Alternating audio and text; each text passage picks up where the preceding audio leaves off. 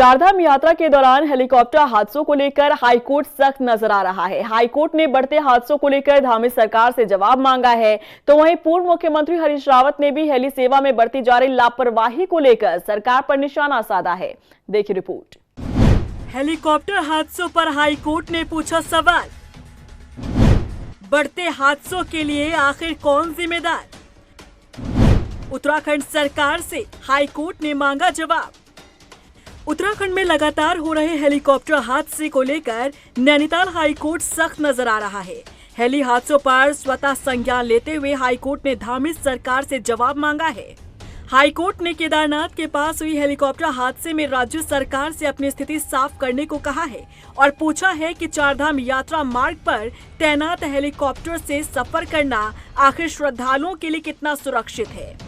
बता दें कि रविवार को हुए केदारनाथ हादसे में हेलीकॉप्टर में सवार सभी 7 लोगों की मौके पर ही मौत हो गई थी और ये कोई पहला हेलीकॉप्टर हादसा नहीं था, बल्कि इस साल चारधाम यात्रा शुरू होने के बाद से कई हेलीकॉप्टर हादसे का शिकार हो चुके हैं।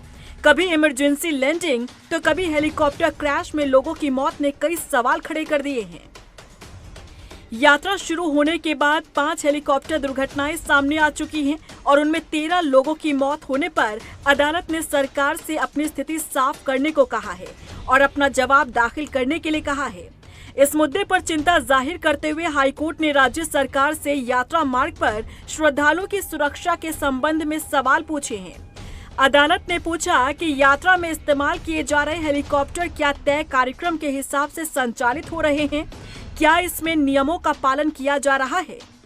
कोर्ट ने ये भी कहा कि खराब मौसम में हेलीकॉप्टर उड़ाना विनाशकारी हो सकता है और संबंधित अधिकारियों को श्रद्धालुओं की सुरक्षा को ध्यान में रखते हुए हर एहतियात बरतने के लिए कहा जाना चाहिए।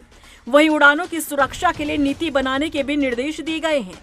वहीं उत्तराखंड में हो रहे हेलीकॉप्टर हादसों को लेकर पूर्व मुख्यमंत्री हरीश रावत ने भी सरकार पर निशाना साधा है। उन्होंने कहा कि हेली सेवा के लिए उचित SOP बननी चाहिए और एविएशन कंपनियों पर सरकार का कोई कंट्रोल नहीं रह गया है। ये कितनी बड़ी चिंता की बात है कि अभी तक आपके पास SOP नहीं है। हमने जब शुरुआत की थी तो SOP बनाई थी और क्योंकि अब सिविल एविएशन सेक्टर इतना ग्रो कर गया है तो आप नए तरीके से आज की चुनौतियों के हिसाब से बनानी पड़ेगी। आपने अभी तक बनाई नहीं।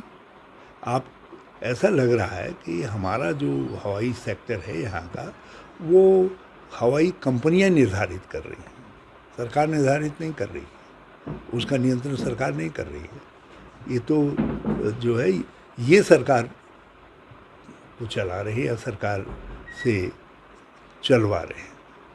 उत्तराखंड में बढ़ते हेलीकॉप्टर हादसों को लेकर जहां हाईकोर्ट ने सख्त लहजे में सरकार से सवाल पूछा है, तो वहीं 2 दिनों तक लगी हेली सेवा पर रोक को बहाल कर दिया गया है।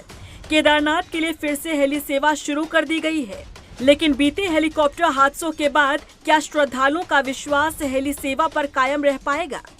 हेली कंपनियां फिर से यात्रियों का क्या विश्वास जीत पाएंगी? क्या बीते हादसों से हेली कंपनियां सीख ले पाएंगी? ऐसे कई सवाल हैं जो लगातार लोगों के जहन में उठ रहे हैं। रफ्तार मीडिया के लिए देहरादून से ब्यूरो रिपोर्ट।